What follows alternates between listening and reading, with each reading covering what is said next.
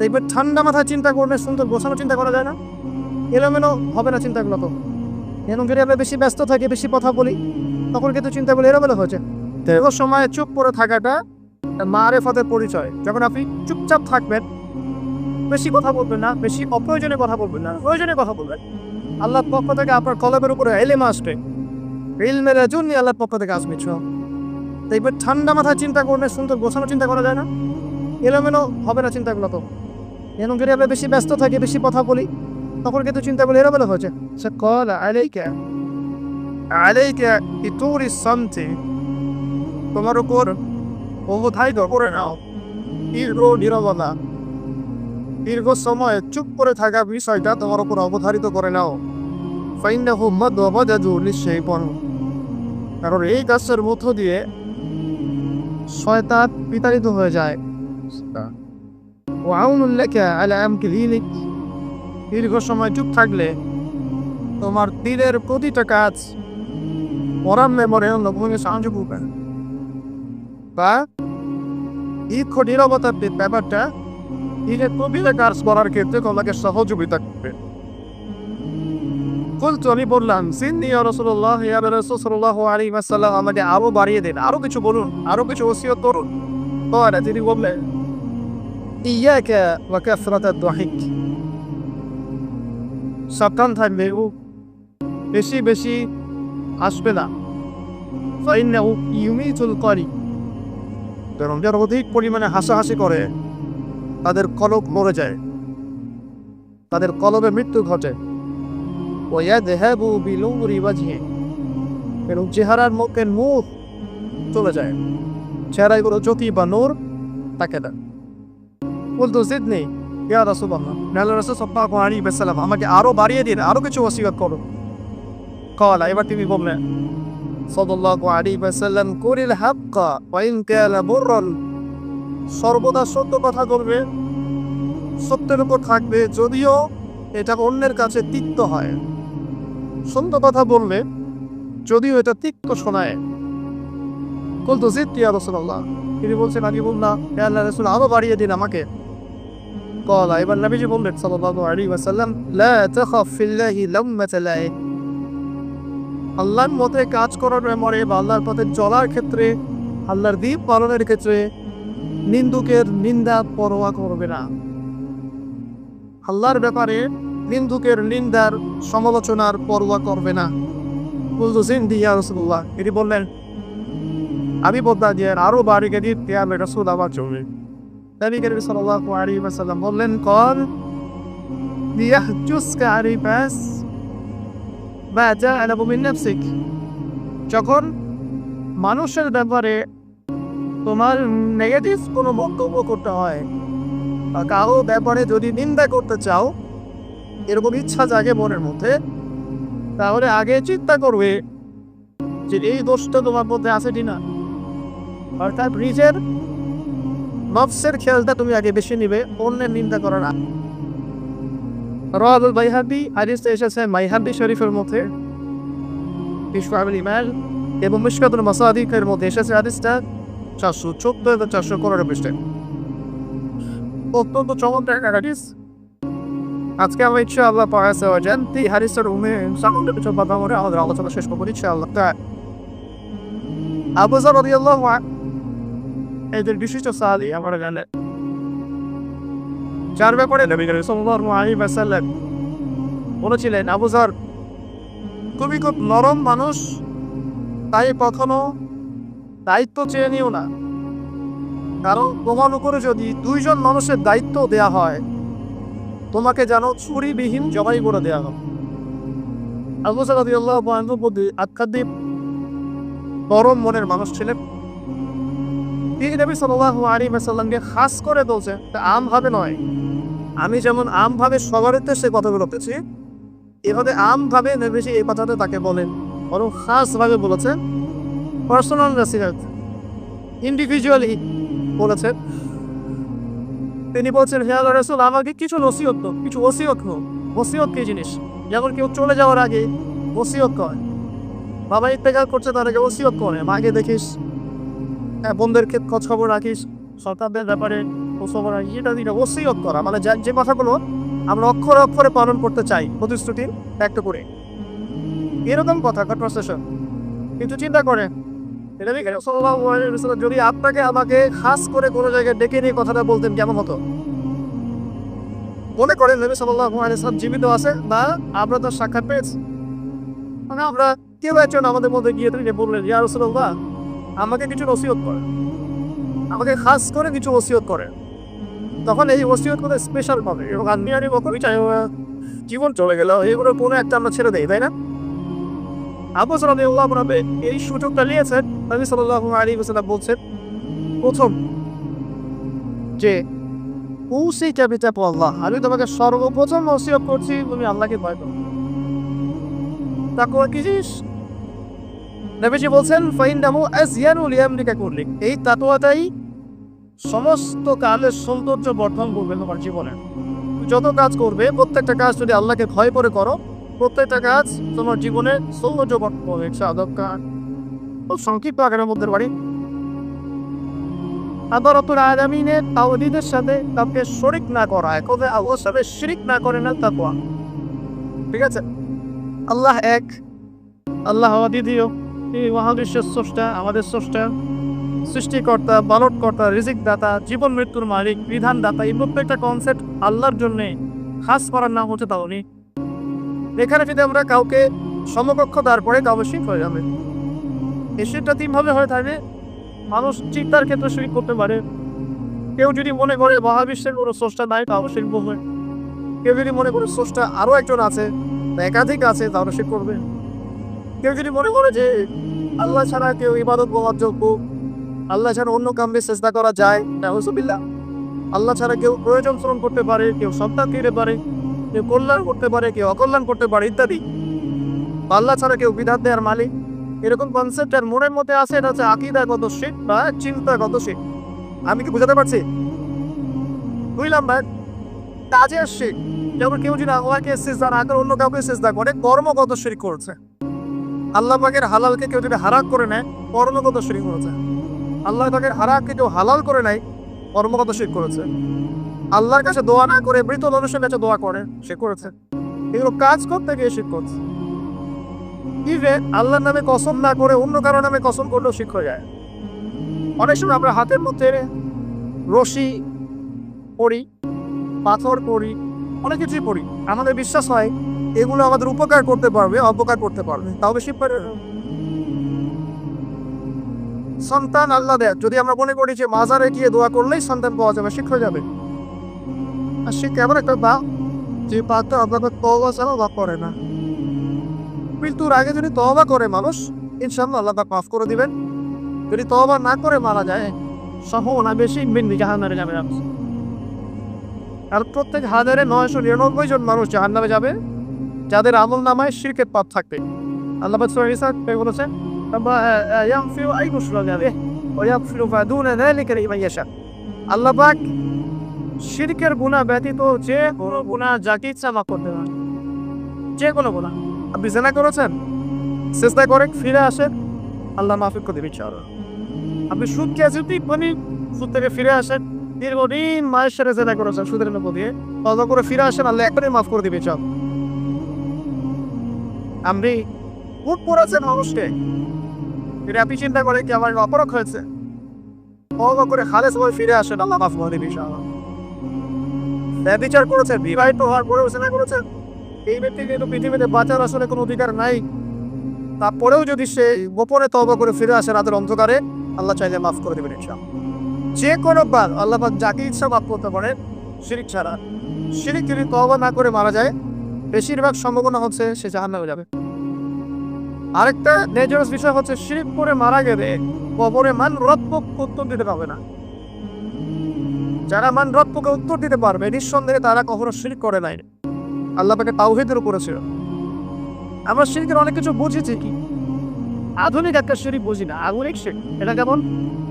আল্লাহ পাক নাযিল করেছেন এখানে যে বিধানগুলো আছে, এগুলোকে যদি কেউ ডিনাই করে বা এগুলোকে পাশ ফিরিয়ে অন্য কোনো বিধানকে বেটার মনে করে, আল্লাহর বিধানে চাইতে বেটার মনে করে বা সমকক্ষ মনে করে, এটাও শিরক।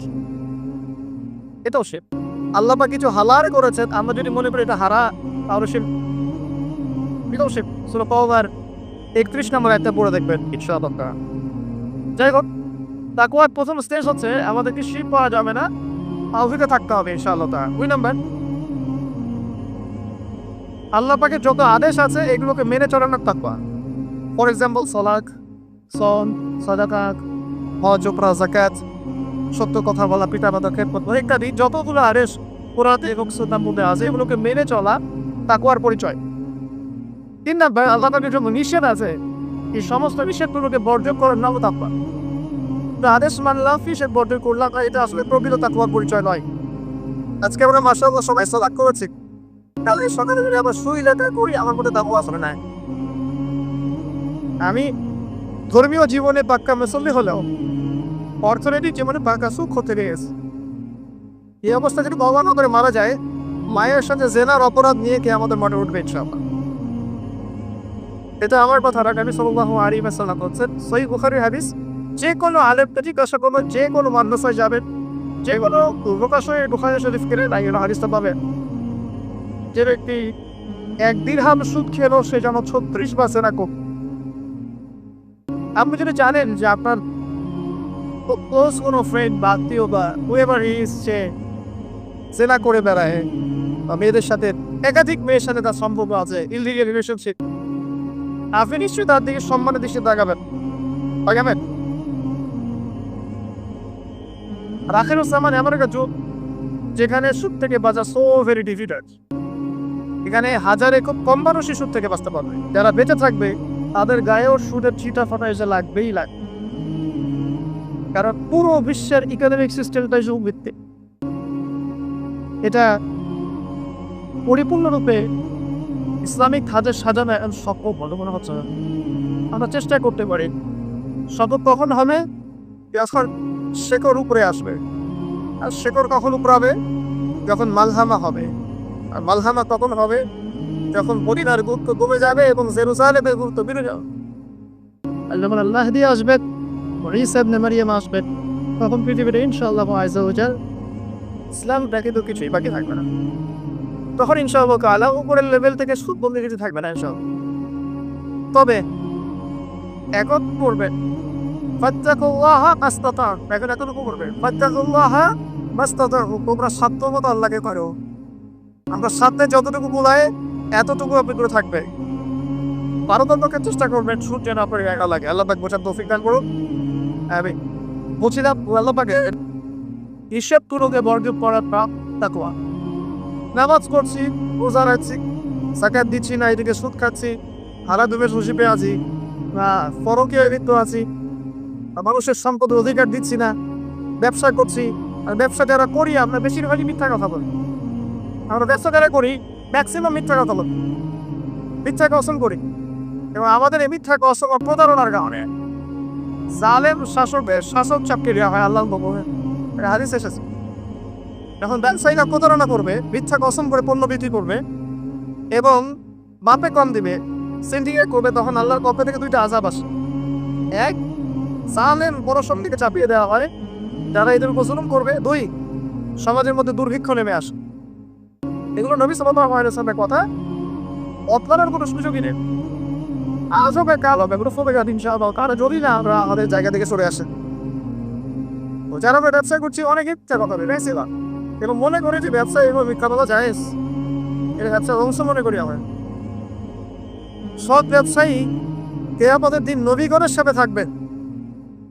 যারা সৎ ব্যবসায়ী তারা কিয়ামতের মাঝে নবীগণের সাথে হাসর করবেন। সাজে খুঁজে পাবেন না, এখন খুব কম সন্দেহশায়ী পাবেন। যাই হোক, যেটা বলছিলাম ভাই, প্রিয় ভাইরা, যে শুধু আদেশ মানার নাম তাকওয়া নয়, হিসেবটা বটে করতে হবে। নামাজ রোজা হজ জাকাত সবই করছি মাশাআল্লাহ, ব্যবসায়িক জীবনে মাপে কম দিচ্ছি, ইকোনমিক লাইনে সুদ খাচ্ছি, আর পলিটিক্যাল লাইফ নিয়ে আমি কোনো কথা বলতে চাচ্ছি না। সেখানে কতটুকু আল্লাহ আর কতটুকু রাসূল আছে আল্লাহ ভালো জানে, আল্লাহ বিচার করবেন। মৌলিক কথাগুলো বলছি। দেখেন ফ্যামিলিগত ব্যাপারে আবার দেখবেন বাহ্যিকভাবে ইসলামের লেবাস পোশাক আছে যে কি, আর ভিতরে অরিজিনাল ইসলাম নাই। দেখবেন পরিবারে ম্যাক্সিমাম পরিবার থেকে পর্দা দেয়, নামাজি বিক্রি খুব নামাজি চিন্তা করে আপনাকে ফজরের জামাতে আসতে হবে। নামাজে যেতে হতে আপনাকে ফজরের জামাতে আসতে হবে। এই মসজিদেই আজকে ফজরে আসবেন, দেখবেন এই যে মুসল্লি যারা বসে আছেন তাদের 50%ই নাই ইল্লা সব। আমরা বর্ষের ইসলাম ফলো করছি, কিছু মানছি কিছু মানছি না। আল্লাহ বলছেন এটা না, পরিপূর্ণরূপে ইসলামে প্রবেশ করো এবং এটার নাম তাকওয়া। ওসিকুম বিতাকওয়াল্লাহ, আমি তোমাকে আল্লাহর তাকওয়া, আল্লাহকে ভয় করার ওসিয়ত করছি, খাস করে অনুরোধ করছি, ওসিয়ত করছি। আদেশ মানার নাম যেমন তাকওয়া, নিষেধ বর্জনের নাম তাকওয়া। শুধু আদেশ মানলেই হবে না, নিষেধ পুরো বর্জন করার চেষ্টা করতে হবে। আমরা এই জায়গাটাতেই সমস্যায় বুঝছি। আদেশ আমরা অনেকেই পালন করতে পারি, আর নামাজ করতে পারি, রোজা রাখতে পারি, অনেকে যাকাত দেই, মাশাআল্লাহ, সাদাকা করি, গান সাদাকা করি, ইসলামের প্রতি ভালোবাসা আছে, আল্লাহ এবং তার রাসূলকে মহব্বত করি, কিন্তু হারাম রিলেশনশিপ ছাড়তে পারছেন না। দেখবেন অ্যাফেয়ার ছাড়তে পারছেন না, ফ্রি মিক্সিং ছাড়তে পারছেন না, রিবা ছাড়তে পারছেন না, পরকীয়া ছাড়তে পারছেন না, অহেতুক এই যে নোংরা অপসংস্কৃতি ছাড়তে পারছেন না, খেয়াল করে থাকে স্মোকিং ছাড়তে পারছেন না, মাদক দ্রব্য সেবন ছাড়তে পারছেন না। বাট আপনি ইসলামকে ভালোবাসেন, আল্লাহকে ভালোবাসেন, রাসূলকে ভালোবাসেন। এই যে মূল সমস্যা আমাদের আমি সেই আল্লাহ পাক আমরা সবাইকে আদেশ মানার সাথে সাথে নিষেধ বর্জন করার তৌফিক দান করেন। 4, আল্লাহ রাব্বুল আলামিনকে হাজির এবং নাজির জানার কাহওয়া। হাজির নাজির যেমন যে আমার জীবনের প্রতিটা স্টেপ আল্লাহ পাক দেখছেন এবং শুনছেন। আল্লাহ কয় অবশ্যই আজিম থেকেই আমাকে দেখছেন, আমাকে শুনছেন প্রতিটা মুহূর্তে, এখন রাতটা আগামী প্রতি ঘটনা ভবিষ্যৎ সবসময় আল্লাহ আমাকে দেখছেন, শুনছেন। প্রত্যেকটা মুহূর্তে এই কথা যার মাথায় থাকবে তার পাপ করার প্রবণতা কম হবে। পাপ করলেও সে তওবা করে আল্লাহর কাছে ফিরে আসবে ইনশাআল্লাহ। যদি তাড়াতাড়ি কোনো পাপ হয়েও যায়, আপনি দেখবেন তাকওয়াই তাকে আবার ফিরিয়ে নিয়ে আসবে, সেটা আল্লাহর কাছে ফিরে আসবে। আল্লাহ পাকে হাজির এবং নাজির জানেন। এর আরেকটা নাম আছে, সেটা হলো ইহসান। এরা হাদিসে জিবরিল নামে একটা হাদিস আছে, সহিহ বুখারী, সহিহ মুসলিমের 9 নম্বর হাদিস, আর মিশকাতুল মাসাবি 2 নম্বর হাদিস। ইহসান কি? জিবরাইল আলাইহিস সালাম নবী সাল্লাল্লাহু আলাইহি ওয়াসাল্লামকে জিজ্ঞাসা করেছিলেন, তিনি বলছেন আনতা আবুদুল্লাহ কাআন্নাকা তারাহ ফাইন লাম তাকুন তারাহু ফাইন্নাহু ইয়ারা। তুমি এমন ভাবে আল্লাহর ইবাদত করবে যেন তুমি আল্লাহকে দেখছো। ওয়া ইন লাম তাকুন তারাহু ফাইন্নাহু ইয়ারাক, এবং তুমি যদি আল্লাহকে দেখতে না পাও, তুমি সবসময় মনে রাখবে আল্লাহ পাক তোমাকে দেখছেন। এই কনসেপ্টটার নাম হচ্ছে ইহসান, যেটা আমাকে তাকওয়া ধরে। এই ইহসান থাকে আমলের মধ্যে। নামাজ পড়ছি, দেখবেন আমাদের মনোযোগ খুব বেশিরভাগের কিন্তু থাকে না। আল্লাহ ভালো জানেন, আমি আপনাদের পার্সোনাল ব্যাপারে ইন্টারফেয়ার করতে যাচ্ছি না, বাট আমার মনে হয় বেশিরভাগ মানুষের থাকে না। কারণ বেশিরভাগ মানুষই নামাজে যা পড়ছি তার অর্থ জানি না। যখন আপনার সন্তান অসুস্থ হয়েছিল, আপনি হাত উঁচু করে আপনার কাছে কান্নাকাটি করেছেন, তখন আপনার চোখ দিয়ে পানি করেছেন। আপনি যা চেয়েছেন ফিল করে বলেছেন আল্লাহর কাছে, আপনার চোখ দিয়ে পানি করেছেন। কতদিন আপনি নামাজের সেজদায় কাঁদতে পেরেছেন? আমি কাঁদতে পেরেছি ভাবতে কাঁদতে আপনার কারণ কি? কারণ হচ্ছে আমি নামাজে যা বলি তার কিছুই বুঝি না। আমার কাছে নামাজ একটা ফিজিক্যাল এক্সারসাইজের মতো হয়ে গেছে। সরি ফর মাই ল্যাঙ্গুয়েজ, কোনো কিছুকে অবমাননা করতে যাচ্ছি না, অনেক ব্যাপারটা এরকমই হয়ে গেছে।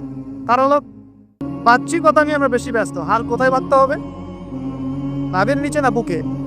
তারপরে রফুলেদের করতে হবে কি না, আয়বা লাগাবো কি লাগাবো না, আমি জোরে না আসলে বাহ্যিক বিষয় নিয়ে বেশি ব্যস্ত।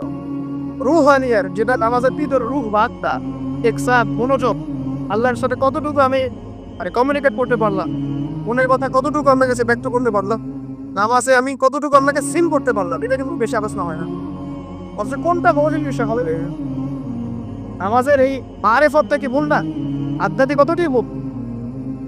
আর বাহ্যিক বিষয়গুলো তো আল্লাহ দেখছেন, তো এই যে প্রাণহীন ইবাদত হচ্ছে, রোজা রাখছি, রোজার মর্ম বুঝতে পারছি না। হজ করে আসলো, হাজি সাহেব টাইটেল হলো ঠিকই, কিন্তু হজের পূর্ণ মর্ম ইব্রাহিম চেতনা সে শিখে আসতে পারবো। সাই করছে সাফা মাওয়া, সে ফিল করতে পারবো না এটা হাজরা আলাইহিস সালামের সুন্নাহ। এই যে আমরা কুরবানি করলাম, ম্যাক্সিমাম আমাদের মধ্যে ফিল করতে পারি নাই এটা হচ্ছে ইব্রাহিম আলাইহিস সালামের সেই কুরবানি যেটা তিনি ছেলেকে করতে চেয়েছিলেন। এই চেতনাটা আসলো না। তো রসকসহীন ইবাদত কতটুকু কবুল হয়, প্রাণহীন ইবাদত কতটুকু উপরে পৌঁছে আল্লাহ ভালো জানেন। তো যে বিষয়টা নিয়ে এই কথাটা বললাম, ইহসান হচ্ছে সেই জিনিস যেটা আমাকে মনে করাবে আমি আল্লাহকে দেখছি, শুনছি, বা আল্লাহ আমাকে দেখছেন এবং শুনছেন। এর জন্য প্রয়োজন এর জন্য প্রয়োজন আপনি ইবাদতে যা যা করছেন, যা যা বলছেন, এর অন্তত অর্থটুকু বোঝা। তাহলে আপনার ইনশাল্লাহ মনের মধ্যে সেই ফিলিংসটা আসবে ইনশাল্লাহ। ফর এক্সাম্পল, আপনি নামাজে দাঁড়িয়ে পড়ছেন, وَنُنَزِّلُ مِنَ الْقُرْآنِ مَا هُوَ شِفَاءٌ وَرَحْمَةٌ لِلْمُؤْمِنِينَ وَلَا يَزِيدُ الظَّالِمِينَ إِلَّا خَسَارًا। এই আয়াতের অর্থ কতজন জানেন? একটু হাত উঁচু করেন। যারা জানে তারা যদি আয়াতটা কোরআনে নামাজের মধ্যে পড়ে, তারা মনোযোগ বেশি পাবে। স্বাভাবিক। অর্থ হচ্ছে, কোরআন আমরা নাজিল করেছি, এই কোরআনের মধ্যেই আছে শিফা, আরোগ্য, এবং মুমিনদের জন্য রহমত। যখন আপনি বুঝতে পারলেন, তখন কি নামাজে মনোযোগ পারবে না? সুবহান রাব্বিয়াল আলা বলছেন, সর্বোচ্চ আমার রব, আমার রব সর্বোচ্চ, সুউচ্চ, তখন আপনার মনোযোগ বাড়বে না? আত্মাকিয়াতে কি করছেন, দরুদে কি করছেন, সূরায় বলছেন, আল্লাহ ইন্নী যালামতু নাফসি যুলমান কাসীরা, আল্লাহ আমি আমার নফসের উপর প্রচুর জুলুম করেছি। কখনো কি ফিলিংস হয় যে জুলুমের এখানে স্বীকারোক্তি দিচ্ছি? আর কারণটা একটাই কারণ, কথা বললে অনেক সময় যাবে, আমার আরো কিছু বলার আছে। যে অর্থটা বুঝতে পারছি না, অর্থ না বুঝলে আপনি রসকসহীন প্রাণহীন ইবাদত করবেন। অর্থ বোঝাটা একটা অপরাধ। অর্থ বুঝলে কি আপনি আলেম ওলামা থেকে সরে যাবেন, দূরে সরে যাবেন? আর সবকিছুর অর্থ তো আপনি ব্যাখ্যাটা বুঝতে পারবেন না, তখন আপনি আলেম ওলামার কাছে আসবেন, এসে জিজ্ঞাসা করবেন, ব্যাখ্যা দিয়ে যাবেন। তো অর্থ অনুধাবন করলে ইনশাআল্লাহ তাআলা আপনার যে হিসাব পারবে, যেটা আমাকে তাকওয়ার দিকে নিয়ে আসবে। ইহসান মানে আল্লাহকে হাসিল নাসিল ছেড়ে ইবাদত করা। আরেকটা বিষয়, ইবাদতের মধ্যে ধীর স্থিরতা আনতে হবে, তাড়াহুড়া বন্ধ করতে হবে। তাড়াহুড়া বন্ধ করলে পরে দেখবেন ইবাদতের মধ্যে স্বাদ পাচ্ছেন ইনশাআল্লাহ। দুনিয়াবি হ্যাসেল, দুনিয়াবি যে ব্যস্ততা, এগুলো কমিয়ে আনতে হবে, তাহলে দেখবেন ইবাদতের স্বাদ পাচ্ছেন ইনশাআল্লাহ। প্রত্যেকটা ইবাদতের পটভূমি জানতে হবে, যে নামাজ আমি কি জন্য পড়ি, কোথায় গিয়ে ফরজ হয়েছিল, কুরবানি কেন দিব, কুরবানির ইতিহাসটা কি, হজ যে আমি করবেন ঘটনাগুলোর পিছনের গল্পগুলো কি, এগুলো না জানলে আপনি ইবাদতের স্বাদ পাবেন না। এই জিনিসগুলো একটু টাচ দিলাম। আল্লাহ পাক আমাদের সবাইকে ইনসানের সাথে ইবাদত করার তৌফিক দান করুন, আমিন। তো প্রথম ওসিয়ত করছেন নবী সাল্লাল্লাহু আলাইহি ওয়াসাল্লাম আবু যর রাদিয়াল্লাহু আনহুকে, তুমি আল্লাহকে ভয় করবে, এটা তোমাকে সমস্ত আমল সুন্দর করে দিবে, সৌন্দর্যমণ্ডিত করে দিবে। তাকওয়া মানে আমরা জানলাম আল্লাহর সাথে শিরক না করা, তাওহীদের উপর থাকা। 2, আল্লাহ পাকের আদেশগুলোকে মেনে চলার চেষ্টা করা। 3 নাম্বার, একই সাথে একটা সেম টাইম আল্লাহ পাকের নিষেধগুলোকে বর্জন করা। 4, আল্লাহ পাককে হাজির এবং নাজির চান। আল্লাহ পাক আমার প্রতিটা কাজ দেখছেন, শুনছেন, এবং এগুলোর জন্য আল্লাহ পাক আমাকে জবাবদিহি করাবেন, কোনো সন্দেহ নেই, জবাবদিহি করাবেন। তো বিদায় হজের ভাষণে নবী সাল্লাল্লাহু আলাইহি ওয়াসাল্লাম বলেছিলেন, এই তাকওয়ার কথাই বলেছেন। তিনি বলেছিলেন সাল্লাল্লাহু আলাইহি ওয়াসাল্লাম যে আজকে থেকে আরবের উপর অনরবের কোনো ভেদাভেদ নাই, সাদার উপর কালো, কালোর উপর লালের কোনো ভেদাভেদ নাই। কুল্লুকুম মিন আদম, তোমরা সবাই আদম সন্তান, ওয়া আদম মিন তুরাব, এবং আদম হচ্ছে মাটির সন্তান। ইল্লা তাকওয়া, শুধু তাকওয়া ব্যতীত, যার মধ্যে আল্লাহ প্রীতি যত বেশি, সে তার কাছে তত বেশি মর্যাদা সম্পন্ন। সূরা হুজুরাতেও সেম কথা আছে, কারণ পড়ায় আল্লাহ রাব্বুল বলেছেন, ইয়া আইয়ুহান নাস, হে মানব জাতি, ইন্না আকরামাকুম ইনদাল্লাহি আতকাকুম, হে মানব জাতি, তোমাদের মধ্যে আল্লাহর কাছে সবচেয়ে বেশি মর্যাদা সম্পন্ন সেই ব্যক্তি যে অধিক মুত্তাকি বা অধিক তাকওয়াওয়ালা। এবং এই তাকওয়ার পজিশনটা কোথায় সেটাও নবী সাল্লাল্লাহু আলাইহি ওয়াসাল্লাম বলেছেন। এটা আমার টুপিতে নাই, আমার দাড়ি, আমার লেবাস, আমার পোশাক, আমার চলাফেরা, এসবের মধ্যে তাকওয়ার প্রকৃত পরিচয় নাই। নবী করিম সাল্লাল্লাহু আলাইহি ওয়াসাল্লাম বলেছেন, তাকওয়া হা হুনা, তাকওয়া হচ্ছে এখানে। এই বলে তিনি কলেজার দিকে তীরবার ইশারা করেছেন। অর্থাৎ তাকওয়ার মূল কেন্দ্র কোথায়? আপনার কলবে। আর কলব সংক্রান্ত একটা কথা একটু হাদিসের মধ্যে আসবে, একটু আমি কিছু একটা কাজ করলে কলবটা মরে যাবে, সে কাজটা কি? হাদিসে ফুটে বলছেন, সামনে আছে ইনশাআল্লাহ। তো কলবে ব্যাপার তাকওয়া, তাহলে কলবের যত্ন নেওয়া লাগবে। আমরা দেহের যেমন যত্ন নেই, পোশাকের যত্ন নেই, পরিবারে থাকতে পছন্দ করি, বাড়ি ঘর চকচকে রাখতে পছন্দ করি, তাই না? তো তাহলে কলবটাও পরিষ্কার করার চেষ্টা করতে হবে। কি করলে কলবের যত্ন হবে? তার কথা এই হাদিসে আছে, একটু সামনে যাচ্ছি। চল, আমি ওই হাদিসের বাইরে কিছু কথা বলছি। কলবের যত্ন, বেশি বেশি মন্দের স্মরণ এবং পরকালের ফিকির। কলবকে চিন্তা করবে ইনশাআল্লাহ। মনের মধ্যে কোনো প্রকার রিয়া অহংকার দেখা যাবে না, কলব জীবিত হবে ইনশাআল্লাহ। কারোর মধ্যে হিংসা বিদ্বেষ পোষণ করবেন না, কলব চিন্তা থাকবে ইনশাআল্লাহ। মানব সেবামূলক যে কাজগুলো আছে ফর এক্সাম্পল এদিকে দেখাশোনা করা, বিধবাদের খোঁজ খবর নেয়া, স্ক্রিনের পাশে দাঁড়ানো, এই কাজগুলো করলে কলম চিন্তা হয় না, গর্বে ভোগে টুকু আসে সাকিনাস। কলম পরিষ্কার না করে যতই দাড়ি টুপি পাগড়ি টুব্বা করি না কেন আদতে কোনো লাভ হবে না। আল্লামা দকাসমানি হাফিজ আল্লাহ তাসাউফ এবং তাসকিয়া ওইটা পড়তে পারেন, এখানে ডিটেলস এই বিষয়ে জানতে পারবেন।